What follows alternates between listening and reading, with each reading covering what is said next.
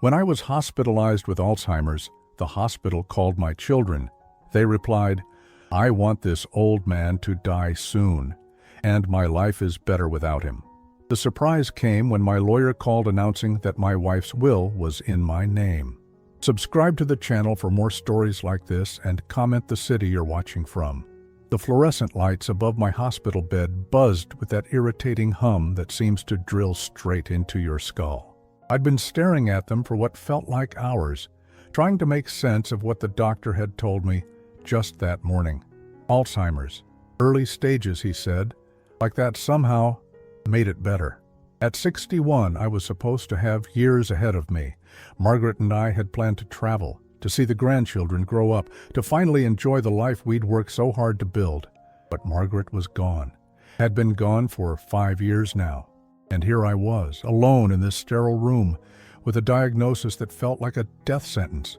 The nurse, a kind woman named Patricia with graying hair and gentle eyes, approached my bed with that practiced hospital smile.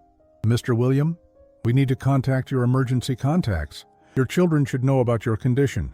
I nodded weakly, giving her Marcus's number first, then Diana's, my son and daughter. The two people I'd sacrificed everything for worked double shifts to put through college, supported through every crisis and celebration. Surely they'd drop everything to be here for their father.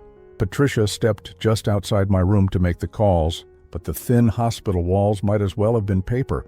I could hear every word, though I wished I couldn't. "Hello, is this Marcus Thompson? This is Patricia from St. Mary's Hospital. Your father William has been admitted," and the voice on the other end was loud enough that I caught Marcus's tone immediately, irritated, annoyed, like she'd interrupted something important. "What's wrong with him now?" Marcus's voice carried through the phone with the same dismissive tone he'd used when talking about Margaret's medical bills. "Sir, your father has been diagnosed with early-stage Alzheimer's disease. We need family members to—" "Look, I'm in the middle of closing a major deal here. Can't this wait?" He's always been dramatic about his health. My chest tightened. Dramatic? I'd worked through broken ribs, pneumonia, and the grief of losing my wife without ever complaining. Patricia's voice remained professional, though I caught a slight edge. "Mr. Thompson, this is quite serious. Your father will need support and, honestly, I've been waiting for this day." Marcus's words hit me like a physical blow. The old man's been nothing but a burden since Mom died. Maybe now he'll finally, move things along. I want that old man to die already so I can get on with my life. The room started spinning. I gripped the hospital sheets, my knuckles turning white.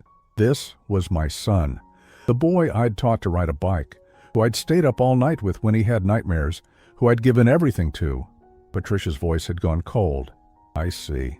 Well, we'll try your sister then." The second call was even worse. "Diana Thompson Walsh speaking. Ms. Thompson Walsh, this is St. Mary's Hospital calling about your father." "Oh God, what now? Is he finally dying? Because honestly, my life has been so much better without him constantly calling and bothering us about family dinners and holidays."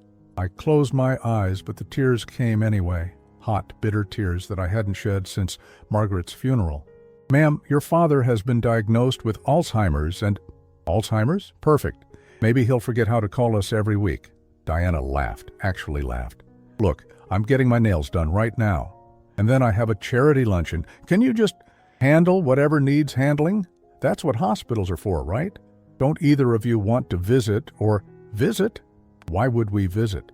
The man never cared about us when we were growing up, always working, never around. Now he wants to play the devoted father?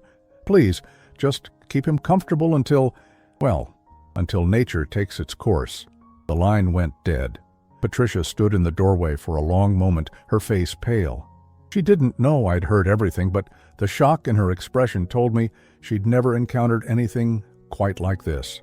I turned my face toward the wall, pretending to sleep as she quietly entered the room, but sleep wouldn't come. Instead, memories flooded my mind like a dam bursting. Marcus, at 8 years old, crying because the kids at school made fun of his secondhand clothes. I'd worked 3 jobs that month to buy him new sneakers, the kind all the popular kids wore. He'd hugged me so tight that day, told me I was the best dad in the world. Diana at 16, devastated when her boyfriend broke up with her before prom. I'd driven to every dress shop in the city until I found the perfect gown, then worked overtime for 2 months to pay for it. She'd looked like a princess, and when she smiled, I felt like I'd conquered the world. Where had those children gone? When had they turned into these cold, calculating strangers who spoke about their father's death like a business transaction? I thought about Margaret, how she used to worry that we were spoiling them too much. "William," she'd say, "love means setting boundaries too. We can't give them everything they want, or they'll never learn to appreciate anything." But I'd wanted to give them the childhood I never had. My own father had been distant, critical, never satisfied with anything I did. I'd sworn my children would always know they were loved, always feel secure. Maybe Margaret had been right. Maybe I'd created monsters instead of decent human beings. The afternoon dragged on. Patricia checked on me several times, her kindness a stark contrast to my children's cruelty. She brought me magazines, adjusted my pillows, asked if I needed anything. A stranger showing me more compassion than my own flesh and blood. "Mr. William," she said during one visit, "I want you to know that what I heard today, that's not normal. Most families, even dysfunctional ones, still show up when someone's really sick." I managed a weak smile. "I guess I didn't raise them right. Or maybe you raised them too well. Sometimes, when children never have to struggle, never have to earn anything, they don't develop empathy. They take love for granted because it's always been freely given." Her words stung because they rang true. I'd never made Marcus or Diana work for anything. Every want had been immediately fulfilled, every problem solved with my checkbook. I'd thought I was showing love, but maybe I'd been showing them that people were just resources to be used. As evening fell, I found myself staring at the phone on my bedside table. Part of me wanted to call them, to beg them to visit, to try one more time to bridge the chasm that had somehow opened between us. But their words echoed in my head, poisoning any hope I might have harbored. "I want that old man to die already. My life has been so much better without him." Those weren't words spoken in anger or stress. They were calm, considered, honest. This was how my children really felt about me. I was truly alone now, facing the slow dissolution of my mind, with no one to care whether I lived or died. The irony wasn't lost on me. I'd spent my entire adult life providing for my family, and now, when I needed them most, they'd abandoned me as easily as throwing away yesterday's newspaper.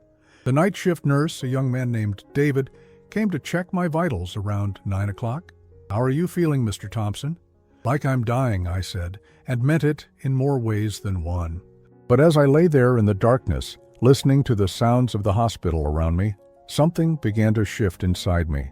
The grief was still there, raw and overwhelming, but underneath it, a different emotion was taking root. I thought about Margaret, about the woman who'd stood by me through everything, who'd loved me when I was nothing but a struggling construction worker with big dreams. She would have been devastated to hear how our children spoke about me, but she wouldn't have been surprised. Margaret always saw things more clearly than I did.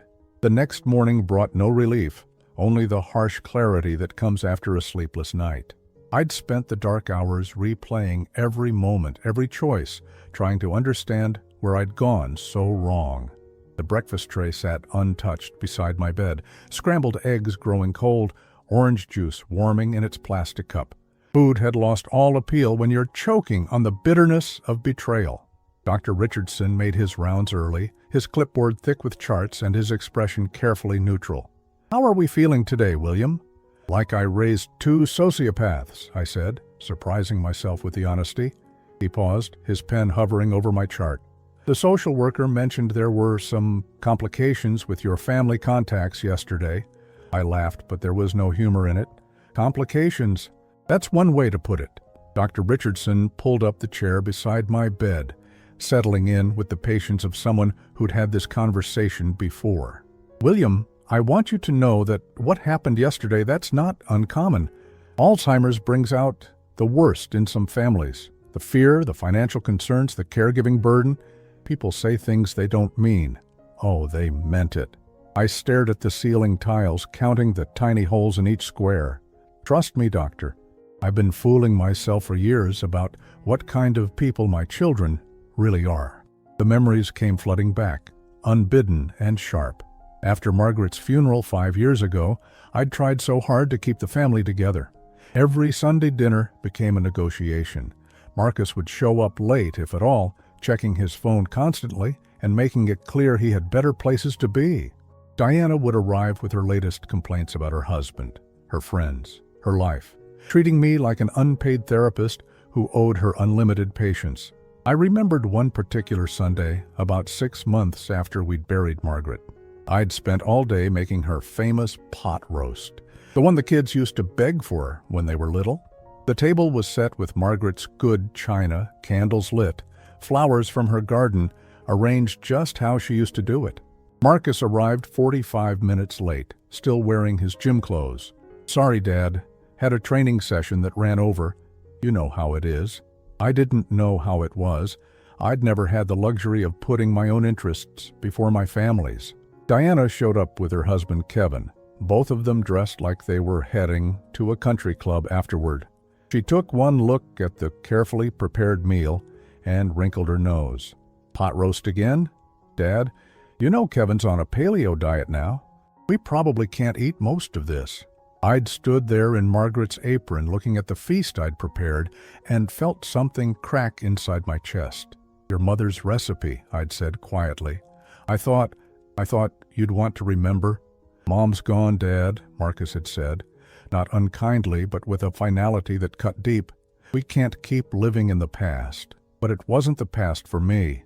It was all I had left. The dinner had been a disaster. They'd picked at their food, made small talk about people I didn't know, and left before dessert. I'd spent the evening washing Margaret's china and putting away the leftovers that would feed me for a week. That's when the pattern started. The gradual pulling away, the canceled plans, the phone calls that went straight to voicemail. They were grieving too, I told myself. They needed space. But slowly, the truth became impossible to ignore. They weren't grieving the loss of their mother nearly as much as they were celebrating their freedom from family obligations. Marcus had always been the golden child, the one Margaret worried about most. "He's too charming for his own good," she used to say. "Charm without character is dangerous." By the time he hit 30, Marcus had built a successful consulting firm. But success had only made him more ruthless. He spoke about people like they were numbers on a spreadsheet, including his own family. I remembered the last time I'd asked him for help with something. Not money, just help, moving some of Margaret's furniture to storage. "Dad, I'm swamped this month. Why don't you just hire someone? You can afford it." But it wasn't about the money. I wanted to share the task with someone who'd loved her too, someone who might want to reminisce about the stories behind each piece. The rocking chair where she'd nursed both babies. The hope chest she'd inherited from her grandmother. The vanity where she'd sat every morning, humming, while she did her hair. Marcus couldn't understand that some things weren't about efficiency or cost-effectiveness. They were about connection, about honoring memory, about not feeling so desperately alone. Diana had taken a different path but arrived at the same destination. She'd married Kevin Walsh, a successful investment banker who treated her like a trophy wife. She'd embraced the role enthusiastically, filling her days with charity lunches and shopping trips and spa appointments. But somewhere along the way, she'd forgotten how to care about anything that didn't directly benefit her. I thought about the last birthday gift she'd given me, a gift card to a restaurant I'd never heard of, bought online and delivered by email. No card, no phone call, just a sterile electronic transaction. Margaret would have been heartbroken. Margaret.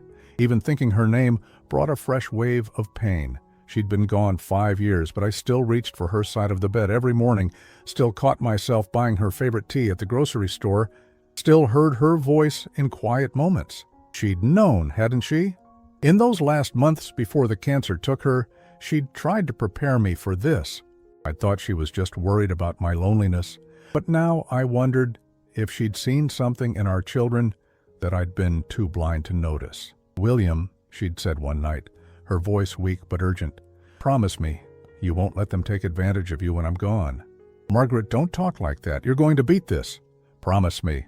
Her grip on my hand had been surprisingly strong. They're not the children we raised anymore. Money and success have changed them. They see you as an inheritance waiting to happen.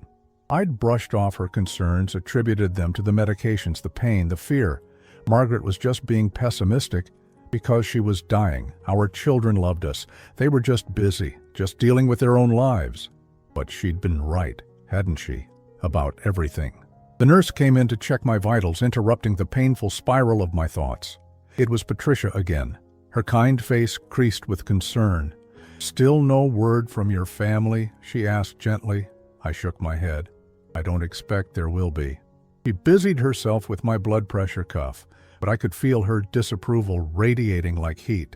In 30 years of nursing, I've seen a lot of family dynamics, but what I heard yesterday, that was something else. They're not bad people, I found myself saying, then wondered why I was defending them. They're just different than I hoped they'd be.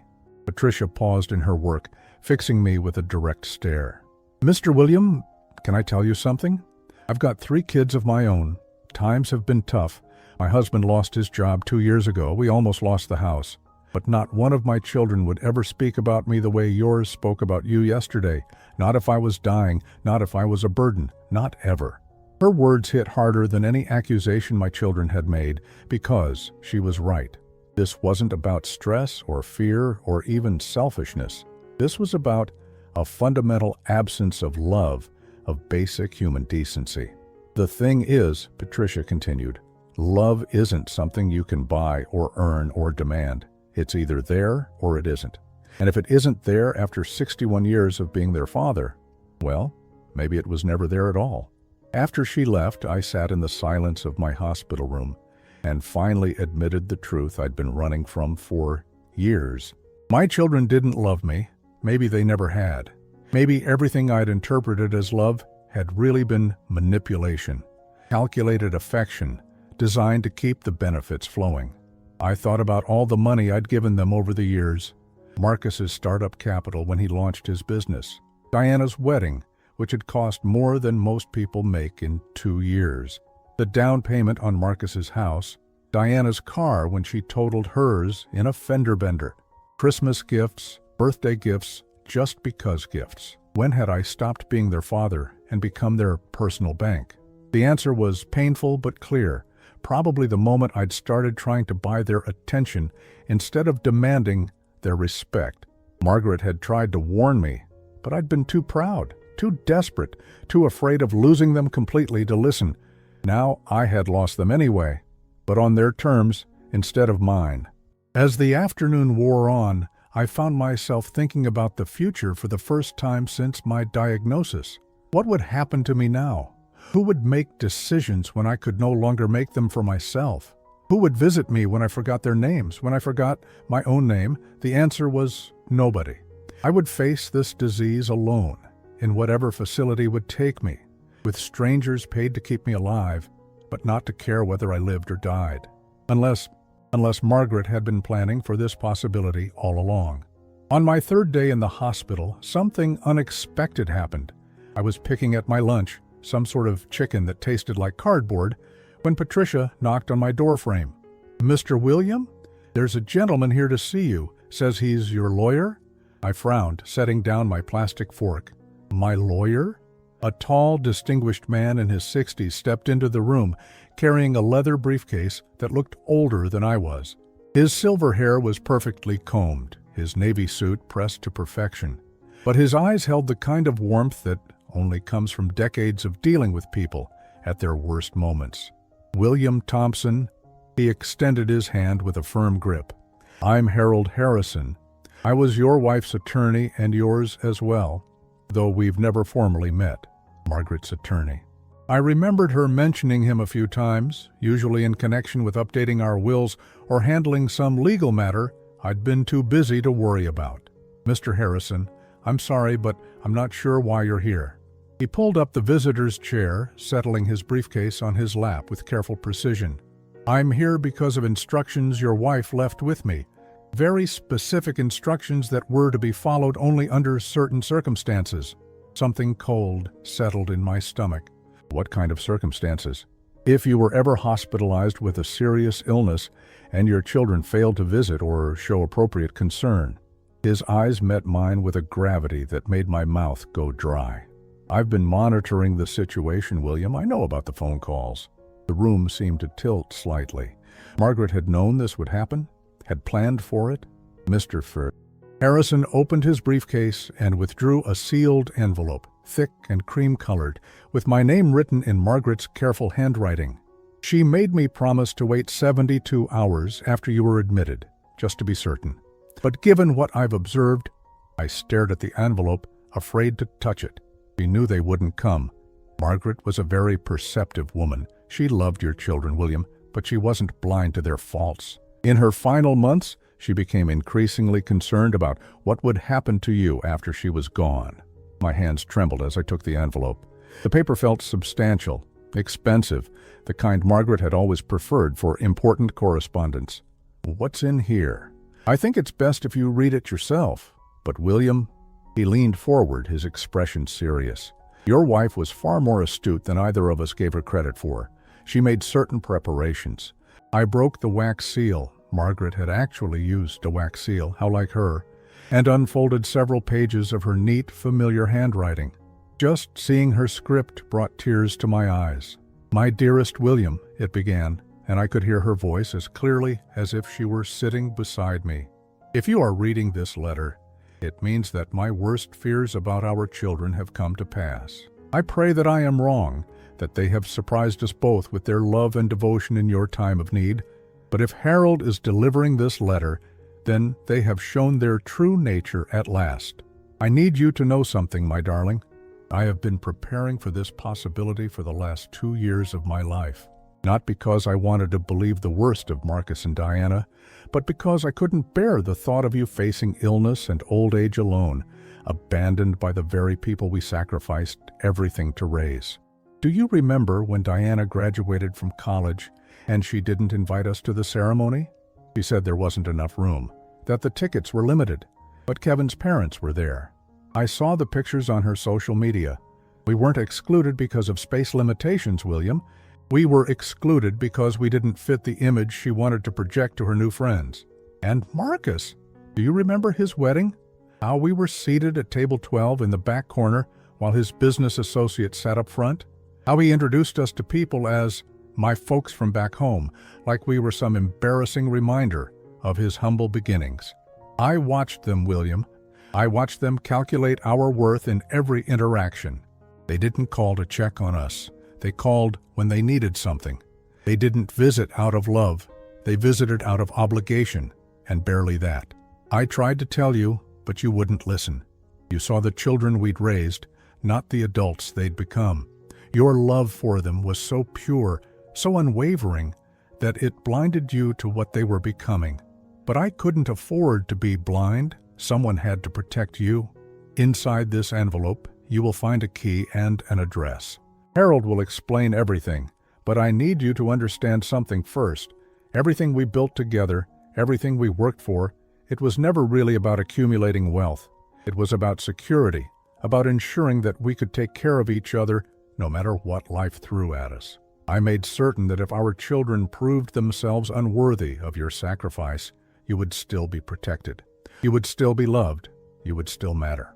The children think they know what we were worth, William. They have no idea. All my love, always and forever. Margaret. I lowered the letter, my vision blurred with tears. She knew. She actually knew this would happen. Mr. Harrison nodded gravely. Margaret came to see me about 18 months before she passed.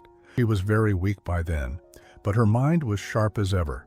She'd been observing your children's behavior, documenting certain conversations and incidents. She was convinced that they saw you as nothing more than a future inheritance. But we never had that much money. The house, some savings, her jewelry. William, I think you're going to be very surprised by what Margaret accomplished in her final years. He reached into his briefcase again, withdrawing a folder thick with documents. Your wife was far more business savvy than you realized. While you were working construction and focusing on providing for the family's immediate needs, she was making investments. Very smart investments. I stared at him, confused. What kind of investments? Real estate primarily, but also stocks, bonds, and what she called her insurance policy against your children's greed. He opened the folder, revealing papers I'd never seen before. Did you know that your wife inherited property from her European relatives? Property that she never mentioned to anyone except me? My head was spinning. European relatives? Margaret was from Ohio. Her grandmother was from Austria. When she passed away 10 years ago, she left Margaret several properties in Salzburg, prime real estate in the historic district. Margaret never told you because she was afraid you'd want to sell them to pay for the children's college expenses or Marcus's business ventures. I felt like I was learning about a stranger. She kept this secret for 10 years. She kept it secret to protect it and to protect you. She had those properties managed by a firm in Austria, and the rental income was deposited into accounts only she could access. She was building what she called a safety net in case your children ever showed their true colors. Mr. Harrison pulled out a bank statement, and I nearly choked when I saw the balance. $750,000 in an account I'd never known existed. That's just one account, William. There are others. How many others? 4 more accounts, plus the European properties, plus a portfolio of investments she made over the past 15 years. Margaret was playing a very long game. I leaned back against my hospital pillows, overwhelmed. I don't understand. Why didn't she tell me? Because she knew you would have spent it on the children? Every dime would have gone to Marcus's business expansions or Diana's lifestyle. Margaret loved your generous heart, but she also knew it was your weakness when it came to your children. So this is all mine now? Mr. Harrison smiled for the first time since he'd arrived. According to Margaret's very carefully crafted estate plan, yes, everything she accumulated in secret is now yours, with very specific conditions attached. What kind of conditions? That's where it gets interesting. He leaned forward, his eyes twinkling with something that might have been satisfaction. Margaret wasn't just protecting you, William. She was setting a trap for your children. A trap that would reveal their true nature once and for all. He reached into his briefcase one more time, withdrawing a sealed document with official-looking stamps and ribbons. This is Margaret's real will, not the simple one she filed with the probate court, the one your children think they've seen. This is what she called her justice document. I took the document with shaking hands. Justice document? Margaret believed that if your children proved themselves to be the greedy, heartless people she suspected they were, they deserved to face consequences. Real consequences. This will contain provisions that will give you the power to teach them a lesson they'll never forget. What kind of lesson? Mr. Harrison's smile grew wider, and for a moment I could almost feel Margaret's presence in the room, her fierce love and protective instincts reaching out from beyond the grave. The kind that will show them exactly what they've lost by treating their father like a burden to be disposed of. I stared at the sealed document, my heart pounding. Outside my hospital room window, life continued as normal. Cars moved through the parking lot, people walked the sidewalks, the world spun on its axis just as it had yesterday. But inside this room, everything had changed. Margaret hadn't just left me money, she'd left me power. The power to show my children that their cruelty had consequences, that their father wasn't the helpless old man they thought he was. For the first time since I'd been admitted to this hospital, I smiled. A real smile, the kind that comes from somewhere deep inside. "Mr. Harrison," I said, my voice stronger than it had been in days. "I think it's time I learned what my wife really thought of our children." Mr. Harrison carefully broke the seal on Margaret's will, and as he unfolded the documents, I caught a glimpse of legal language that made my head spin, but his expression was one of barely contained satisfaction, like a man about to reveal the punchline to a very elaborate joke. "William, before we go through this document line by line, I need you to understand the scope of what Margaret accomplished. The woman you thought you knew was just the surface. Underneath, she was a financial strategist who would have impressed the Wall Street." He pulled out a leather folder I'd never seen before and opened it to reveal a detailed inventory. Let's start with the European properties. 3 buildings in Salzburg's historic district, 1 small castle. Yes, an actual castle. In the Austrian countryside, and a villa in Hallstatt that's been generating rental income for the past 8 years. I stared at the photographs clipped to each property description, medieval buildings with ornate facades, mountain views that looked like postcards, properties that belonged in fairy tales rather than my modest middle-class life. The current market value of the European holdings alone is approximately $2.8 million. $2.8 million? The words came out as a whisper. Margaret owned castles. Your wife inherited these properties from her great-aunt Ingrid, who apparently never had children.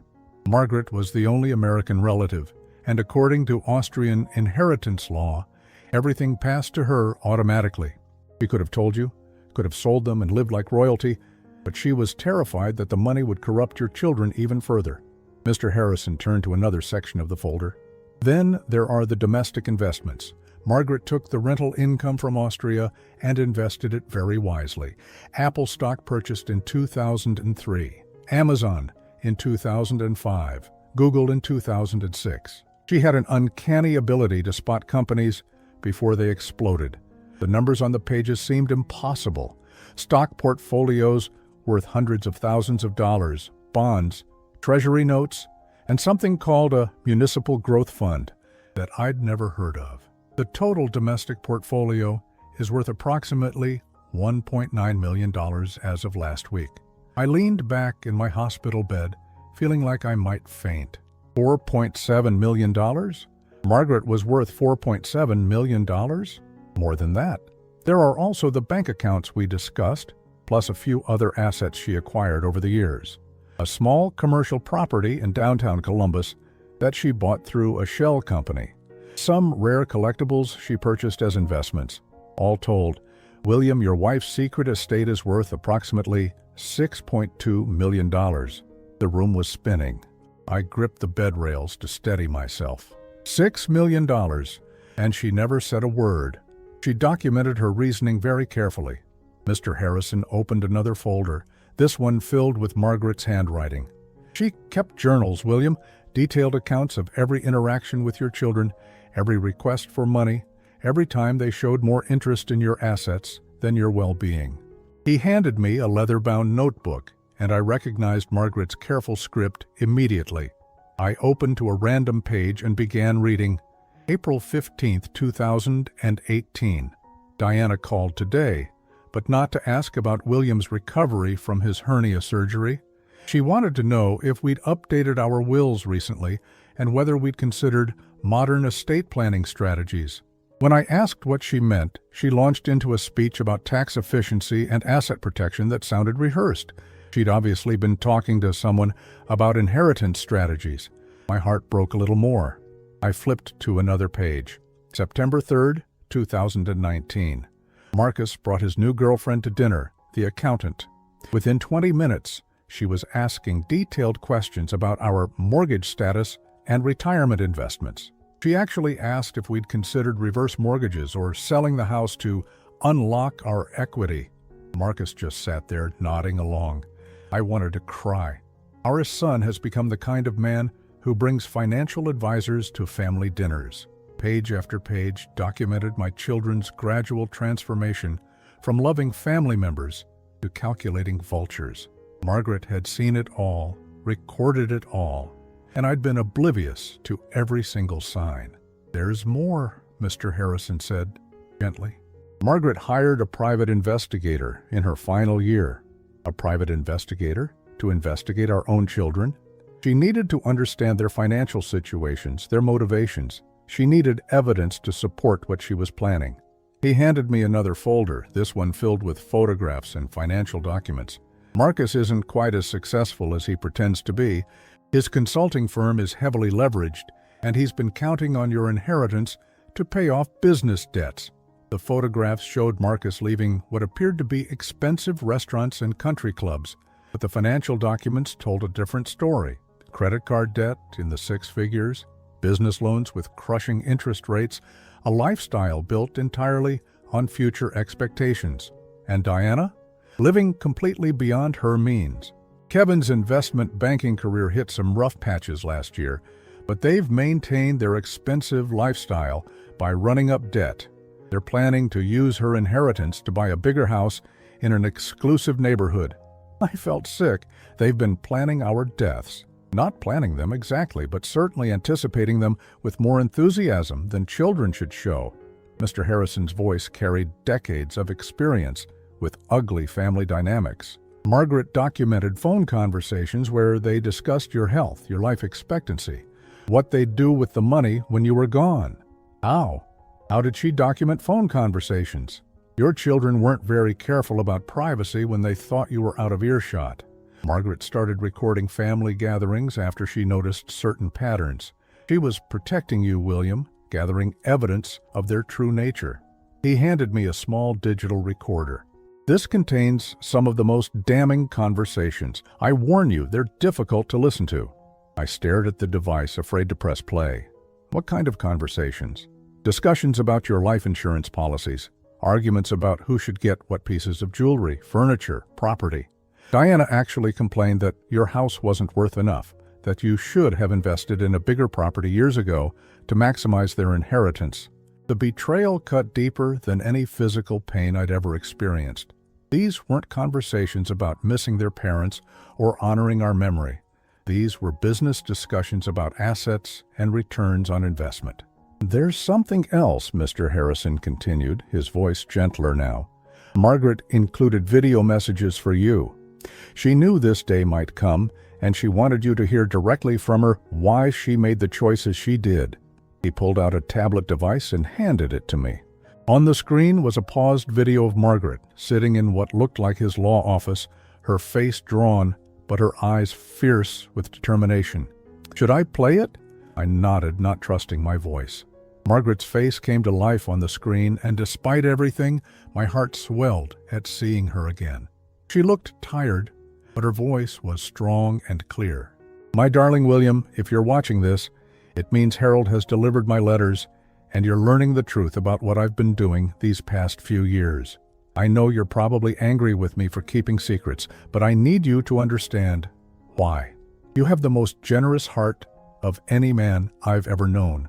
It's one of the reasons I fell in love with you, and it's one of the reasons our children learned to manipulate you so easily. Every time they had a problem, you solved it with money. Every time they made a mistake, you bailed them out. You thought you were showing love, but you were teaching them that their father existed to serve their needs. I watched them change over the years, watched them start seeing you as a resource instead of a person. The phone calls became less frequent unless they needed something. The visits became shorter and more obligation-focused. And the conversations. Oh, William, the conversations they thought I couldn't hear. Diana discussing your life insurance with Kevin, calculating how much they'd receive. Marcus meeting with financial planners to figure out the tax implications of inheritance. Both of them treating your inevitable death like a business opportunity.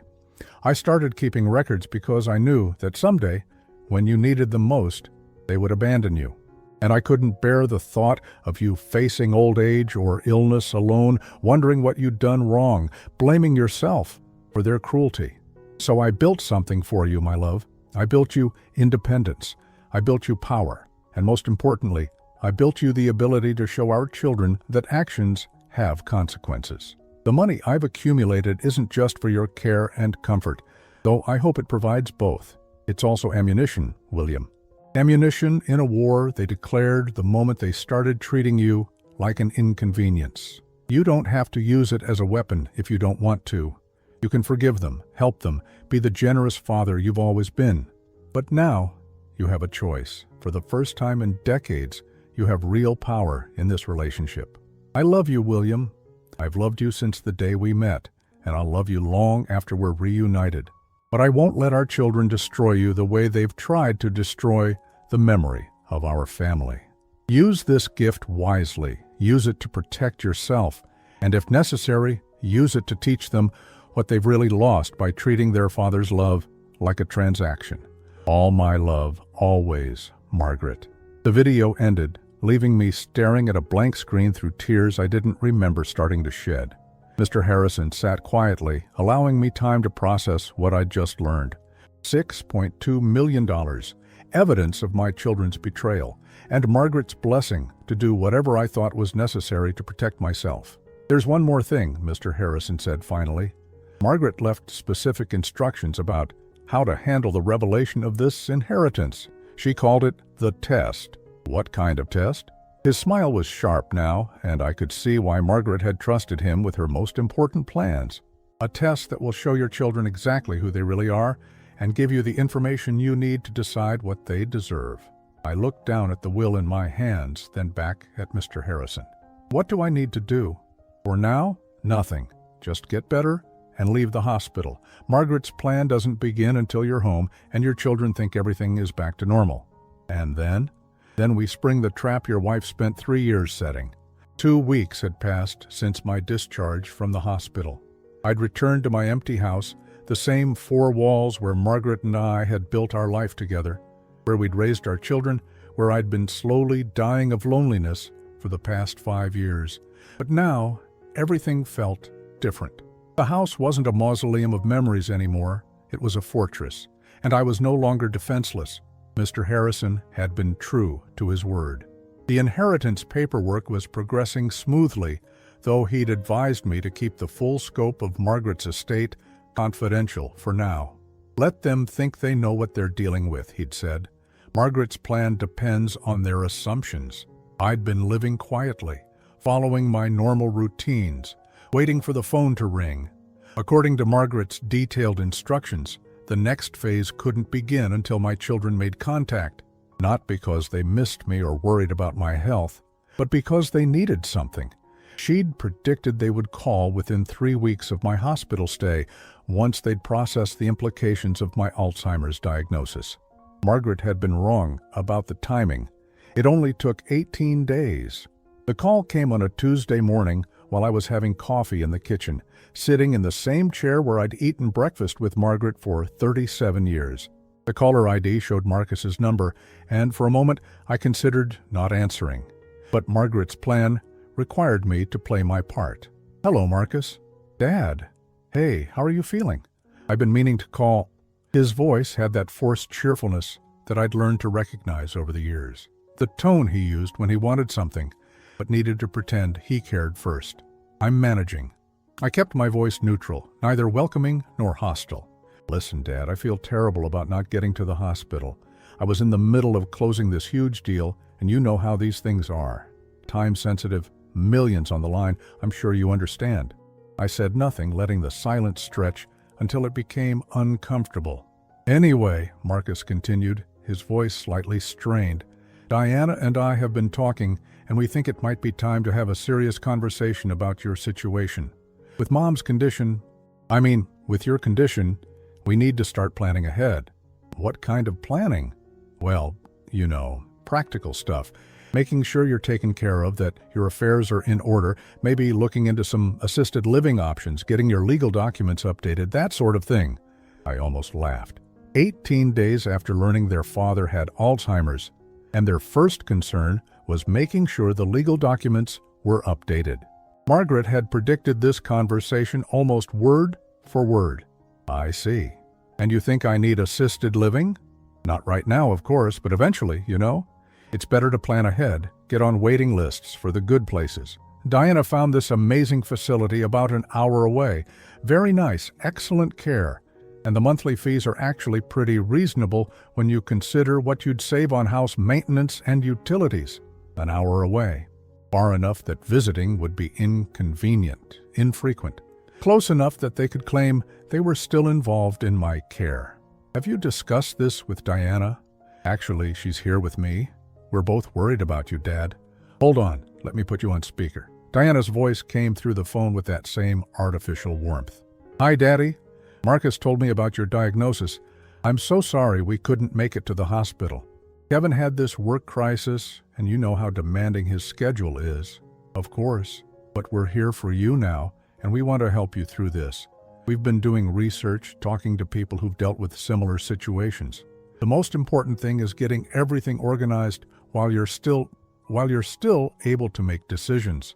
While I'm still competent," she meant, while I could still sign documents transferring assets and authority. What exactly are you suggesting? Marcus jumped back in. Well, first, we should probably meet with your lawyer and make sure all your estate planning is current.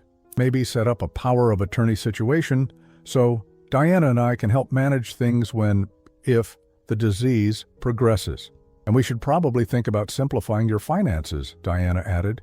You've got the house, Mom's jewelry, various accounts and investments. It might make sense to consolidate everything, make it easier to manage.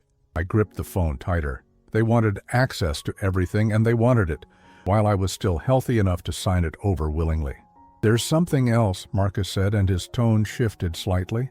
We've been talking to a financial advisor about inheritance taxes and estate planning. There might be some strategies we should implement sooner rather than later, to protect the family assets. What kind of strategies? Well, if you were to transfer certain assets now, as gifts to your children, it could significantly reduce the tax burden on the estate. It's perfectly legal, and it would ensure that more of what you and Mom worked for stays in the family instead of going to the government. I closed my eyes, feeling a mix of rage and sadness so intense it almost overwhelmed me. They weren't even pretending to care about my health or well-being. This entire conversation was about money, about positioning themselves to inherit as much as possible, as quickly as possible. I see. And how much would you recommend transferring? Diana's voice perked up noticeably. Well, you can gift up to $15,000 per year to each child without tax implications. But there are other strategies too. The house, for instance. You could add our names to the deed now, which would make the transfer automatic when, later on. It would save thousands in probate costs. And Mom's jewelry, Marcus added. Diana should probably take possession of that now for safekeeping. Some of those pieces are quite valuable, and they'd be safer in a security deposit box than sitting in your bedroom. They had it all figured out, every asset accounted for, every legal strategy researched. I wondered how long they'd been planning this conversation, how many meetings they'd had with financial advisors and estate lawyers. This is a lot to think about, I said finally. Of course it is. Diana's voice was syrupy with false sympathy. We don't want to overwhelm you, but Dad, we really should meet soon to start the process. Every month we wait is a month where your condition could worsen, where you might lose the ability to make these important decisions. When did you want to meet? How about this weekend, Marcus suggested. We could come to the house, maybe bring some paperwork for you to look at. Diana could go through Mom's things, start organizing what should be kept versus what should be dealt with. They wanted to clean out Margaret's belongings like she was a stranger who'd been boarding in our house. Actually, I said, surprising myself with how calm I sounded, I think it would be better if we met at Mr. Harrison's office. My lawyer. If we're going to discuss legal documents and estate planning, we should have professional guidance. There was a brief pause, and I could almost hear them exchanging glances. Your lawyer? Marcus sounded slightly less enthusiastic. Dad, we don't want to run up unnecessary legal fees. Most of this stuff is pretty straightforward. Nevertheless, I'd feel more comfortable with Mr. Harrison present. He handled your mother's estate, and he knows our family situation. Well, okay, if that's what you want. When were you thinking? Let me call his office and see what's available. I'll get back to you. Great! Diana's fake cheer was back. Dad, I want you to know how proud I am of you for being so proactive about this. A lot of people in your situation just stick their heads in the sand and hope for the best. But you're facing this head on, thinking about what's best for the whole family. What's best for the whole family? Right. After I hung up, I sat in my kitchen for a long time, staring at the phone. Margaret had been right about everything. The timing, the approach, even the specific language they'd use.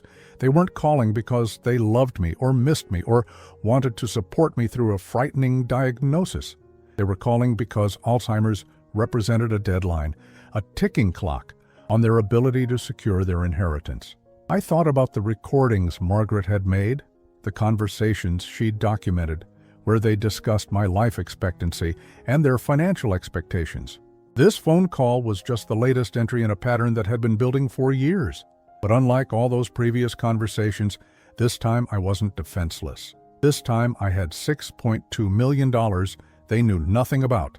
and a plan designed by a woman who'd loved me enough to protect me from our own children. I picked up the phone and dialed Mr. Harrison's number. Harrison, Patterson, and Associates. This is William Thompson. I need to schedule a meeting. My children just called, and it's time to implement Margaret's plan. Ah, I could hear the satisfaction in his voice. How soon do you want to spring the trap? As soon as possible? They're hungry, Mr. Harrison. Hungrier than I ever imagined. In my experience, Mr. Thompson, greed always makes people reckless. They'll overplay their hand, and when they do, we'll be ready. I thought about Margaret's video message, about her instructions to use this gift wisely, about teaching my children what they'd really lost by treating their father's love like a transaction. Schedule it for Friday afternoon, I said. And Mr. Harrison, make sure you have all of Margaret's documentation ready. I want them to understand exactly how thoroughly their mother saw through them. It will be my pleasure, Mr. Thompson. After I hung up, I walked through my house, really looking at it for the first time since I'd come home from the hospital. The furniture Margaret had chosen with such care, the photos documenting our family's history, the little touches that made this place a home rather than just a building. Marcus and Diana wanted to strip it all away, turn it into assets to be liquidated and distributed. They saw dollar signs where I saw memories, saw inheritance where I saw the life Margaret and I had built together. But they'd made one crucial mistake. They'd assumed their father was the same weak, generous man who'd always given them everything they wanted. They had no idea that Margaret had transformed me into something else entirely. Friday couldn't come soon enough. Friday afternoon arrived with the kind of crisp autumn air that Margaret had always loved. I dressed carefully in my best suit, the navy one she'd helped me pick out for Marcus's wedding, and drove to Mr. Harrison's office with a calm I hadn't felt in years. My children had no idea they were walking into an ambush that had been 3 years in the making. Harrison, Patterson, and Associates occupied the top floor of a downtown building that spoke of old money and established power. The reception area was all dark wood and leather, the kind of place where serious legal business got conducted by serious people. Margaret would have approved. I arrived 15 minutes early, as was my habit, and Mr. Harrison greeted me personally. "Are you ready for this, William?" "More than ready." I followed him to his corner office, where he'd arranged several thick folders on his conference table. They have no idea what's coming, do they? None whatsoever. In fact, based on the phone calls my office received from both Marcus and Diana this week, they're expecting this meeting to be a formality. They think they're here to help their poor, confused father organize his simple estate. Mr. Harrison opened one of the folders, revealing the documents that would change everything. Margaret's instructions were very specific about how this should unfold. We're going to let them make their presentation first, let them show exactly who they are, and then we're going to show them who you really are. At exactly 3 o'clock, Marcus and Diana arrived together, both dressed in what I recognized as their serious business attire. Marcus wore an expensive suit that probably cost more than my monthly mortgage payment, while Diana had chosen a conservative dress that screamed, "Trustworthy daughter." They had even brought matching leather portfolios like they were attending a corporate merger instead of discussing their father's health. "Dad!" Diana embraced me with what felt like a performance, holding the hug just long enough to seem genuine to any observers. "You look wonderful. Much better than I expected after everything." Marcus shook my hand with his practiced business grip, the one he'd probably perfected in networking events and client meetings. "Thanks for setting this up, Dad. I know legal stuff can be overwhelming, but we're here to help you through it." Mr. Harrison introduced himself with professional courtesy, and we all settled around his conference table. I noticed how my children positioned themselves, Marcus and Diana side by side, facing me across the table like opposing negotiators. They'd probably planned this seating arrangement. "Well," Mr. Harrison began, "William has asked me to facilitate this family discussion about estate planning and future care arrangements. Marcus, I believe you had some specific suggestions you wanted to present?" Marcus opened his portfolio with the confidence of someone who'd given this presentation before, probably to financial advisors and tax attorneys. "Absolutely. Diana and I have done extensive research into the best strategies for protecting family assets while ensuring Dad gets the care he needs. He spread out several documents, each one meticulously prepared and annotated. First, we need to address the immediate concern of Dad's advancing condition. We've identified 3 excellent assisted living facilities within a reasonable distance, all of which specialize in memory care. Diana picked up the presentation seamlessly. The costs are actually quite manageable when you consider that Dad would no longer have house maintenance, utilities, property taxes, or insurance to worry about. The sale of the family home would more than cover the first several years of care. I said nothing, just nodded, as if I were absorbing their carefully prepared recommendations. Mr. Harrison took notes, his expression professionally neutral. Now, regarding the estate planning, Marcus continued, we've consulted with several experts about tax optimization strategies. The current estate tax laws create some significant opportunities if we act quickly. He handed me a document covered in highlighted sections and marginal notes. If Dad transfers the house to Diana and me now as an inter vivos gift, it eliminates the probate process and reduces the taxable estate significantly. The same strategy applies to bank accounts, investment portfolios, and personal property. We could set up a family trust, Diana added, with Dad as the initial beneficiary, but with Marcus and me as co-trustees. That way we can manage the assets professionally while ensuring Dad's needs are met throughout his illness. I pretended to study their documents while watching their faces. The excitement was barely contained beneath their professional facades. They thought they were minutes away from securing control of everything Margaret and I had worked for. "This is very thorough," I said finally. "You've obviously put a lot of thought into this."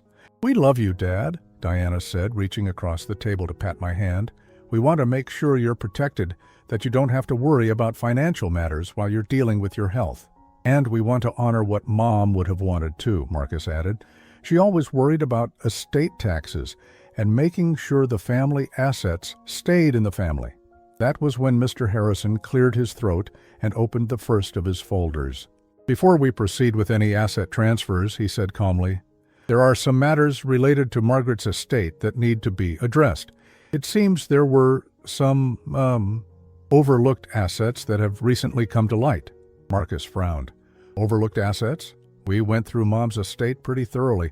There wasn't much beyond the house and some savings accounts." "Well," Mr. Harrison said, pulling out a thick legal document, "it appears your mother was considerably more financially sophisticated than any of us realized." He handed Marcus a copy of the Austrian property deeds, and I watched my son's face change as he tried to process what he was seeing.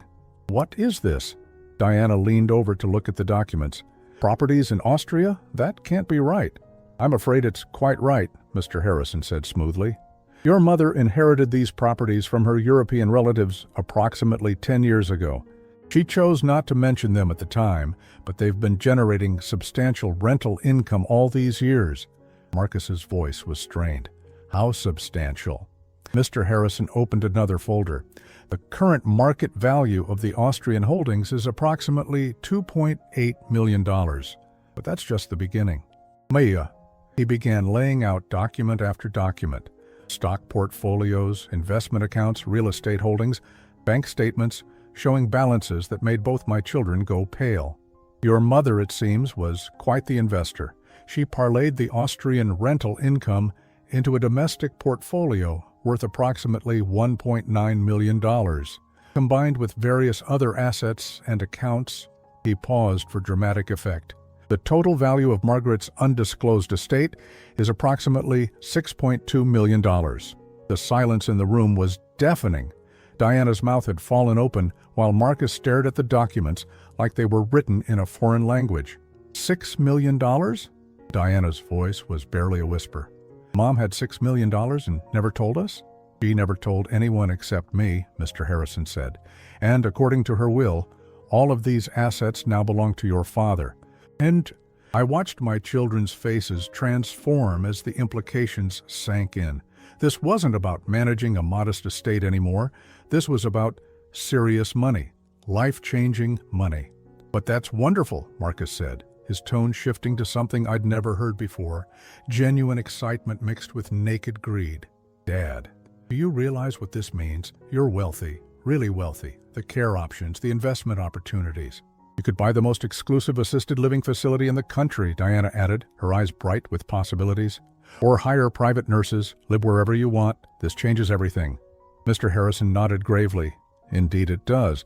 But there's something else you should know. Margaret left very specific instructions about how these assets should be handled." He opened the final folder and withdrew Margaret's justice document, the will that would determine my children's fate. "Your mother was apparently concerned about certain aspects of your relationships with your father. She documented these concerns extensively over the past several years." "What kind of concerns?" Marcus's voice had grown wary. Mr. Harrison began reading from Margaret's notes. "Phone conversations where you discussed your father's life expectancy and your inheritance expectations. Discussions about his insurance policies and asset values. Comments about wishing he would move things along so you could access your inheritance sooner." The color drained from both their faces. "She was also concerned about your behavior during his recent hospitalization. She had anticipated that if William ever became seriously ill, you might not respond with appropriate concern or support. I decided it was time to speak. I heard what you said, Marcus, when the hospital called to tell you I had Alzheimer's. I heard you say you wanted the old man to die already." Marcus went white. "Dad, I was under a lot of stress. And Diana," I continued, my voice steady as steel, "I heard you say your life was better without me bothering you with family obligations." Diana's eyes filled with tears, but I could see the calculation behind them. "Daddy, you don't understand. We were just upset, scared about losing you." "No," I said firmly. "You were annoyed about having to deal with me." Mr. Harrison cleared his throat. Margaret anticipated this conversation as well. She left video messages explaining her decisions.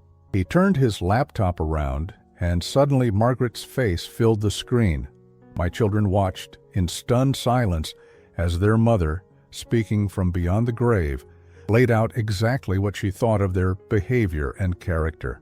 When the video ended, the office was silent except for Diana's quiet sobbing. "The justice document," Mr. Harrison continued, "contains Margaret's final instructions regarding her estate. Based on your behavior toward your father during his illness, she has made specific provisions." "What kind of provisions?" Marcus asked, though he looked like he already knew he wouldn't like the answer. "If William's children prove themselves to be, and I quote, greedy, heartless individuals who view their father as nothing more than an inheritance opportunity, then they are to be excluded from any benefits from Margaret's secret estate." I pulled out my phone and began scrolling through the missed calls from the past 3 days. 36 calls, all from Marcus and Diana, once news of the inheritance had leaked through legal channels.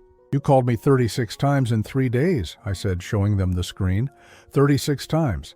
In the 18 days after I was diagnosed with Alzheimer's, before you knew about this money, you called me exactly 0 times. Diana was crying harder now, but Marcus had gone cold and calculating. "This isn't fair. We're your children. We have rights." "You have the rights you've earned," I said, "which, according to your mother's very detailed analysis, is nothing." Mr. Harrison placed the final document on the table. "William, the decision is yours. Margaret's will gives you complete discretion over how her estate is distributed. You can give your children everything, nothing, or anything in between." I looked at Marcus and Diana, these strangers who shared my DNA but not my values, who had spent years planning my death and their inheritance.